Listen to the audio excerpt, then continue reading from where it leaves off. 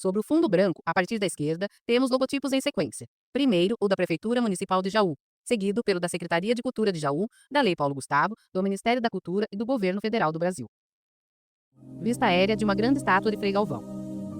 Frei Galvão, o primeiro santo brasileiro, é reconhecido por sua profunda devoção e fé exemplar. 3 pessoas de costas contemplam uma fonte de água com o desenho de Frei Galvão. Servindo aos necessitados, transformou a sua vida em um verdadeiro testemunho do amor divino. Centenas de pessoas acompanham uma missa campal. Anualmente, seu exemplo atrai milhões de fiéis, que peregrinam para agradecer e pedir graças ao santo, seguindo um caminho de fé marcado por milagres e iluminado por um legado de amor e santidade. Imagem avança em estrada de terra ladeada por vegetação. Em fundo claro, no qual está desenhada uma mesa de madeira com um crucifixo em cima, em letras pretas, o título do documentário: Frei Galvão e Via Lúcis, origem e caminho da fé em Jaú. Vista aérea ampla da cidade de Guaratinguetá. Nascido em Guaratinguetá em 1739, Antônio Galvão de França, mais conhecido como Frei Galvão, era filho de Antônio Galvão de França e Isabel Leite de Barros. Ele foi o quarto dentre 10 irmãos e cresceu em um lar de forte tradição religiosa. Exterior da casa de Frei Galvão, construção de esquina, com telhas de barro, paredes brancas e várias portas e janelas em azul claro. A casa de sua família, construída em taipa de pilão, ainda existe e foi tombada pelo Condefate em 1978. Atualmente, ela abriga o Memorial Frei Galvão, que é administrado pelo Museu Frei Galvão. Interior do memorial, onde móveis antigos e artes retratando Frei Galvão estão dispostas junto às paredes. O memorial reúne um rico acervo sobre a vida e obra do santo, incluindo pinturas e esculturas produzidas por artistas locais que buscaram retratar a sua trajetória.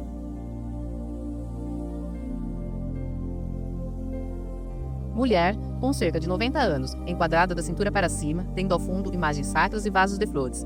Ela tem a pele clara, cabelos castanho claros curtos e olhos castanhos. Usa uma blusa de tricô azul com um leve toque acinzentado e brincos de argola do tamanho médio. Eu sou Tereza Maia, diretora do Museu e da Casa de Frei Galvão, local onde ele nasceu, aqui em Guaratinguetá, no ano de 1739. Este museu que reúne cenas da vida de Frei Galvão, com quadros de artistas aqui de Guaratinguetá, e é feito para ser visitado mesmo sem guia. Como raridade, temos aqui uma mesa que o Frei Galvão usou como púlpito em São Luís do Paraitinga, uma cidade aqui do Vale do Paraíba, quando ele foi pregar missões lá. A mesa foi doada pelo vigário de lá para o museu e está aqui com a imagem de Frei Galvão em cima. É uma mesa do século XVIII. Frei Galvão teve sua formação educacional iniciada no Seminário Jesuítico de Belém da Cachoeira, na Bahia, mas a sua formação sacerdotal ocorreu junto aos franciscanos, no Rio de Janeiro. Ilustração do Convento de Santo Antônio, no Rio de Janeiro. Assim, aos 23 anos, se tornou sacerdote. Ilustração de Frei Galvão, enquadrado do peito para cima, com fundo em tom marrom. Ele tem a pele clara, cabelos castanhos escuros com tonsura, olhos castanhos, nariz alongado e boca pequena. Usa um hábito franciscano na cor preta. Igreja Matriz Santo Antônio, em Guaratinguetá. Apesar de ter celebrado suas primeiras missas em Guaratinguetá e de efetuar ações em outras cidades, como Itu, Taubaté e Sorocaba, Frei Galvão viveu a maior parte de sua vida em São Paulo, para onde se mudou em 1762. Imagens aéreas amplas do exterior do Mosteiro da Luz, uma grande construção com muitas janelas, 3 pátios internos e uma torre de igreja. Sua atuação como porteiro, pregador e confessor no Convento São Francisco o levou a conhecer a irmã Helena Maria do Espírito Santo, com quem fundou o recolhimento de Nossa Senhora da Divina Providência, atualmente conhecido como Mosteiro da Luz. Os edifícios que compõem o mosteiro começaram a ser construídos em 1774 e sua parte principal foi concluída em 1788, permitindo que as irmãs passassem a ocupá-la. Nos últimos anos de vida, o próprio Frei Galvão se mudou para o mosteiro, onde seus restos mortais foram e permanecem sepultados. Desde então, sua obra e legado espiritual são perpetuados pelas monjas concepcionistas. Túmulo de Frei Galvão no piso interior da igreja, com tampo de mármore, sobre o qual há vaso de flores. Mulher jovem, enquadrada da cintura para cima, tendo ao fundo um quadro de Frei Galvão e duas imagens da Imaculada Conceição. Ela tem a pele parda e olhos castanhos, usa óculos, hábito religioso, touca na cor branca e véu preto, o que deixa apenas seu rosto e mãos expostos, sobre o peito uma medalha da Imaculada Conceição. Eu sou a irmã Fabiana, da Imaculada Conceição, monja concepcionista do Mosteiro da Luz, onde que o Frei Galvão, nosso primeiro santo brasileiro, está enterrado, né? Seus restos mortais se encontram aqui em nosso presbitério, né? Estou aqui, sou mestra de noviças e também sou secretária da Amado Mosteiro. E já estou aqui há mais de 15 anos e venho contar para vocês sobre as pílulas de Frei Galvão, que surgiu na época de Frei Galvão, quando um moço sofreu de cálculos renais. E Frei Galvão, inspirado pelo Espírito Santo, escreveu uma frase, né? Depois do parto a Maria permaneceste virgem, Santa Mãe de Deus, descedei por nós, que está escrito em latim nas pílulas. E essas pílulas ele escreveu no papelzinho e deu para o moço tomar. E nisso ele expeliu as pedras nos rins. E de lá em diante, as pílulas foram conhecidas, tanto as parturientes em trabalho de parto, dificuldade no trabalho de parto, quanto também aquelas que não podem ter filhos, faz essa novena, toma essas pílulas e a graça, o milagre acontece através da fé. E até hoje nós fabricamos essas pílulas com papel de arroz, deixado esse legado do nosso Frei Galvão a nós. Ele que fundou o Mosteiro da Luz junto com a Madre Helena do Espírito Santo em 2 de fevereiro de 1774 e mais 250 anos que estamos aqui e continuamos esse legado distribuindo as pílulas diariamente.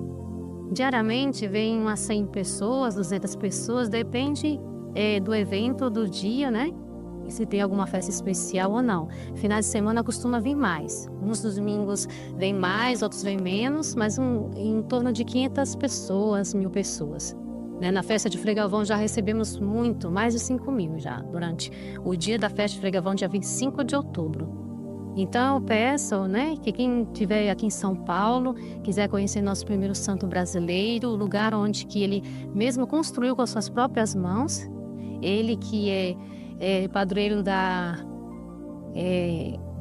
engenharia, né, civil, do arquiteto, da arquitetura, e pedimos que ele interceda por todos nós, por todos vocês que estão nos ouvindo, nos dando essa atenção. Que sejam bem-vindos a estar nesse mosteiro. Funciona diariamente, de segunda a segunda, das 9 às 16 horas. Né? E as missas nos sábados e domingo, sábado às 8 e às 16, domingo 8, 10 e 16 horas. E durante a semana às 7 horas da manhã. Para mencionar um dos mais célebres milagres atribuídos a Frei Galvão, nos afastamos da capital paulista, seguindo para o município de Porto Feliz. Vista aérea ampla da cidade de Porto Feliz. Caminho pavimentado entre mata ciliar e um imenso paredão rochoso que apresenta diversas depressões arredondadas.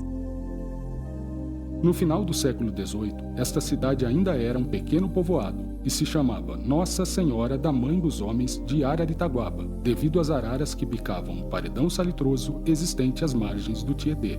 Porém, a sua relevância estava associada ao fato de ser o principal porto de embarque das Monções. Imagens aéreas mostrando a área do antigo porto de embarque das Monções, uma porção descampada do terreno em meio a remanescentes da mata ciliar do rio Tietê. As Monções eram expedições notadamente fluviais que cruzavam o vasto território brasileiro. Essas rotas, fundamentais para o transporte de mercadorias e pessoas, estavam especialmente vinculadas ao trajeto entre Araritaguaba e Cuiabá e tiveram seu fluxo aumentado com a descoberta das minas de ouro. A duração média dessas viagens era de 5 meses, mas o tempo podia variar de acordo com as condições climáticas e os imprevistos do percurso. Imagem acompanha o traçado do Tietê próximo ao nível da água. Cerca de 6 dias após a partida de Araritaguaba, os navegantes adentravam em Potunduva, uma reta do rio Tietê longa o suficiente para se perder no horizonte, justificando o nome originário do Tupi-Guarani, que significa algo como lugar em que a vista escurece. Imagem aérea ampla do rio Tietê, que se estende até o horizonte, ladeado por pequena mata ciliar e extensas plantações. Este local isolado foi palco de uma das bilocações de Frei Galvão, quando Manuel Portes, mortalmente ferido, clamou por ajuda e foi atendido pelo santo, que apesar de estar em São Paulo, apareceu para absolvê-lo dos pecados. Ilustração de Frei Galvão acudindo Manuel Portes em meio à densa floresta. Homem jovem, enquadrado da cintura para cima, tendo ao fundo uma imagem de Frei Galvão e diversas fitas coloridas de devoção religiosa. Ele tem a pele parda, cabelos castanhos raspados e olhos castanhos. Usa óculos e hábito religioso na cor marrom escuro. Paz e bem, eu sou o Frei Leandro Costa, estamos aqui no santuário dedicado ao primeiro santo brasileiro, Santo Antônio de Santana Galvão, na cidade de Guaratinguetá. Bem, a minha função aqui, junto de outros tantos frades, nós somos em 5 frades atualmente. Eu sou vigário do santuário e sou responsável pelos meios de comunicação, pela comunicação interna e externa do nosso santuário. Nós aqui vamos em um trecho breve falar sobre o dom da bilocação, o dom extraordinário da bilocação.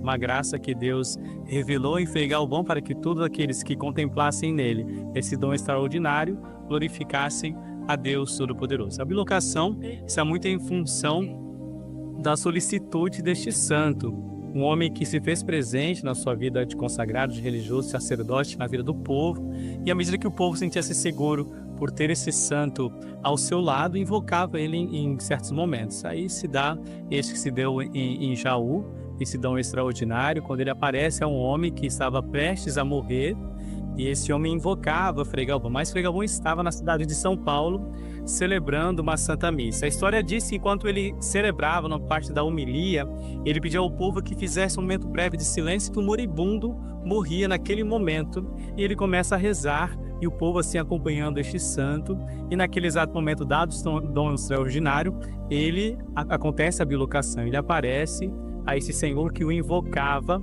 neste momento de sua morte, e esse Senhor pedia o dom da confissão por Frei Galvão. Ele não queria morrer sem confessar-se. E aqui revela para a gente da grande preocupação que nós, enquanto cristãos, devemos ter para com a confissão. Ela nos prepara para o encontro com o Senhor. Isso aconteceu com este homem, e o fato da bilocação justifica-se este nosso sacramento também, tão bem exercido por Frei Galvão, que é reconhecido como confessor. Depois, ainda continuando falando dessa situação, ele termina de rezar e volta, em si, no momento ali da missa, no convento de São Francisco de Assis. Ele dizia que naquele momento morria este homem em Jaú. E aquele homem morre em paz, tendo a consolação de Santo Antônio de Santana Galvão, uma vez que por este dom extraordinário esteve consolando este homem e tantos outros que invocaram Santo Antônio de Santana Galvão. E Frei Galvão, em nossas aflições, nos dê a graça da consolação. Paz e bem. Anos após a morte de Manuel Portes, no atual território do município de Jaú, uma pequena capela substituiu o cruzeiro que indicava o local. Na década de 1960, a hidrelétrica de Bariri deixou o local do milagre sob as águas do Tietê, mas uma nova capela foi construída e um cruzeiro passou a indicar o marco zero da Via Lucis. Cruzeiro azul de madeira com pedras na base junto ao rio Tietê. Inaugurada em 22 de outubro de 2020, a Via Lucis é um caminho de peregrinação destinado a todos que buscam uma aproximação com a fé. Capela de Frei Galvão, com telhas de barro e parede de tijolo à vista. Tanto seu ponto de origem quanto sua relevância espiritual estão amparados na bilocação realizada por Frei Galvão para acudir Manuel Portes. Estrada de terra ladeada por canavial de baixo porte. Seu traçado, que atravessa trechos rurais e urbanos dos municípios de Jaú, Mineiros do Tietê, Dois Córregos, Brotas e Torrinha, possui pouco mais de 100 quilômetros, permitindo que, além da interiorização com a fé, o peregrino também contemple a natureza. Estrada de terra sombreada que é ladeada por muitos eucaliptos. Normalmente a viagem é concluída em 4 dias, sendo percorridos diariamente uma média de 30 quilômetros, em trechos que apresentam desafios e características ambientais distintas. Capela rural com paredes amarelas. Cada um desses trechos termina em uma cidade, onde o peregrino pode repousar e reestabelecer suas forças para seguir o caminho. Imagem aérea ampla da Igreja Matriz de Torrinha. Durante o percurso, em capelas e igrejas específicas, o peregrino tem a possibilidade de registrar a sua passagem, para ao final da jornada ser acolhido no Mosteiro do Paraíso, um local onde as atividades religiosas valorizam a vida rural e a natureza. Imagem aérea do Mosteiro do Paraíso com a Igreja de São José no centro do conjunto de edificações. Homem, com cerca de 60 anos, enquadrado quase que de corpo inteiro em interior da igreja, tendo ao fundo um presépio e um cachorro que descansa deitado. Ele tem a pele clara, cabelos e bigodes grisalhos e olhos castanhos. Usa um hábito religioso na cor marrom escuro. Eu sou o Padre Newton, do Mosteiro do Paraíso. Aqui nós temos o nome de Agromonges, Diocese de Jaú, e temos esse trabalho aqui de uma vida rural, com 75 famílias produtoras do café. A Via Lucis é um caminho de peregrinos, uma espiritualidade desenvolvida a partir da devoção a Frei Galvão de Guaratinguetá, primeiro santo brasileiro, e que tem muito carinho por todos nós aqui da região também. A Via Lucis nasceu dentro de um projeto de turismo religioso, como também da piedade em torno da figura de Frei Galvão. A Via Lucis nasce em Potonduva, distrito de Jaú, que tem um histórico muito bonito relacionado a Frei Galvão, e dirige-se aqui em 102 quilômetros de terra para o Mosteiro do Paraíso, onde nós temos aqui também a tradição de uma devoção a Frei Antônio Maria Galvão. Essa Via Lucis, ela tem uns 5 anos, recebemos o apoio de diversas entidades e prefeituras para poder organizá-lo, e estamos aos poucos querendo dar-lhe o grande projeto com que nasceu, é ligar a espiritualidade do caminho com o Mosteiro da Luz em São Paulo, onde foi construído e viveu Frei Galvão, de São Paulo ligá-lo a Guaratinguetá, que liga-se com o caminho da fé, em louvor a Nossa Senhora Aparecida, porque Guará é terra do nascimento de Frei Galvão. Além de visitar os locais associados ao santo, os fiéis também realizam alguns eventos. Vista aérea que se abre no Rio Tietê, mostrando diversas embarcações seguindo em cortejo. Um exemplo é o evento Navegando com o Santo Frei Galvão, que consiste no transporte de sua imagem entre os pieres de Itapuí e do condomínio Frei Galvão, próximo ao Marco Zero da Via Lucis. Padre sob a embarcação lança água benta e abençoa embarcações que passam lentamente. No condomínio Frei Galvão, após a bênção das embarcações, os fiéis se reúnem para uma missa campal e a tradicional quermesse. Pensado para acontecer nos meses de maio e outubro, nas 2 edições já realizadas, este evento reuniu cerca de 40 embarcações. Vista aérea rotacionando para mostrar público presente no pier. Vista aérea ampla de ciclistas em estrada de terra ladeada por árvores e com o Rio Tietê ao fundo. Outro evento associado a Frei Galvão é um passeio ciclístico que percorre as capelas rurais próximas ao Marco Zero da Via Lucis e recebe o nome de Pedal Santo.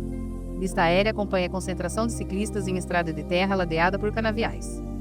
Este evento, com caráter solidário, arrecada junto aos ciclistas participantes itens que são doados para instituições assistenciais de Jaú. Vista aérea ampla de ciclistas próximo a uma bifurcação da estrada de terra. Criado em 2015, o evento já teve 9 edições e reuniu centenas de participantes. Vista aérea ampla se afasta dos ciclistas, que seguem em uma longa estrada de terra ladeada por canaviais. Escurece. Em letras pretas, sobre o fundo branco, os créditos deslizam da direita para a esquerda. David Alexandre Turola, produção, filmagem e edição de vídeo. Juliano Meneghello, roteiro, narração, arte digital e legendagem. Valdirene Barbosa, narração de audiodescrição. Andréa Paula Galhazzi de Almeida, interpretação em Libras. Sobre o fundo branco, a partir da esquerda, temos logotipos em sequência. Primeiro, o da Prefeitura Municipal de Jaú, seguido pelo da Secretaria de Cultura de Jaú, da Lei Paulo Gustavo, do Ministério da Cultura e do Governo Federal do Brasil.